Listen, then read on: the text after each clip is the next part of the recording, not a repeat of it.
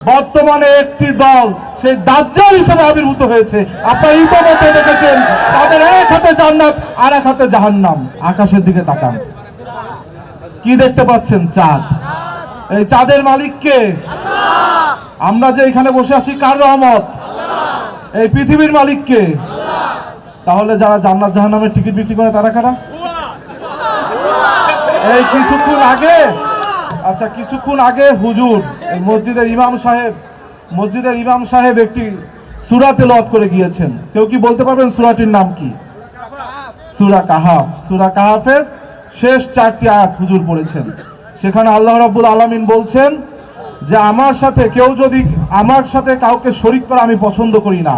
কোন বান্দা, পৃথিবীর কোন বান্দা যদি আমার সাথে সাক্ষাৎ করতে চায় তাহলে আমার ইবাদতে তোমরা অন্য কাউকে শরীক করো না। আপনারা সকলে জানেন পৃথিবীতে দাজ্জালের আবির্ভাব ঘটবে, জানেন না? এই দাজ্জাল যখন পৃথিবীতে আবির্ভাব হবে সে এক হাতে জান্নাত দেখাবে আর এক হাতে জাহান্নাম দেখাবে। কিন্তু সে এক হাতে যে জান্নাত দেখাবে সেইটা হলো প্রকৃত জাহান্নাম, আর সে যে জাহান্নামটি বলবে এটি জাহান্নাম সেটি প্রকৃত জান্নাত। বিভিন্ন হাদিসে এসেছে যে ওই দাজ্জালের দেখানো জাহান্নামে যারা ঢুকবে তারাই জান্নাতে প্রবেশ করলো। বর্তমানে একটি দল সেই দাজ্জাল হিসেবে আবির্ভূত হয়েছে। আপনারা ইতিমধ্যে দেখেছেন তাদের এক হাতে জান্নাত আর এক হাতে জাহান্নাম।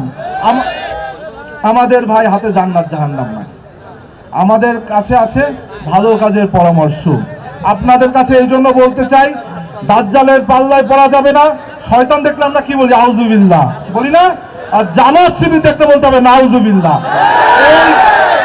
আজকে আমাদের এখানে আপনাদের কুষ্টিয়া 2 আসনের প্রার্থী ব্যারিস্টার রাগিব রৌফ চৌধুরী, তার পিতা একসময় এই অঞ্চলে আপনাদের সেবক ছিলেন, সেবা করেছেন, অনেক উন্নয়নের কাজ করেছেন, উন্নতির কাজ করেছেন। তিনি যে শুধু উত্তরাধিকার সূত্রে এখানে বসেছেন ব্যাপারটি এমন নয়, তাকে আমি আরো ভিন্নভাবে চিনি। আপনারা জানেন আইন অঙ্গনের সর্বোচ্চ ডিগ্রির নাম ব্যারিস্টার ডিগ্রি। ঢাকা শহর থেকে অনেক ছেলে আছে, তরুণ সমাজ যারা ব্যারিস্টারি পড়ে, তাদেরও শিক্ষক কিন্তু ব্যারিস্টার রাগিব রৌফ চৌধুরী। অর্থাৎ সারা বাংলাদেশে যারা প্রখ্যাত আইনজীবী হচ্ছে, ব্যারিস্টার হচ্ছে, তাদের শিক্ষকের রাগিব রৌফ চৌধুরী।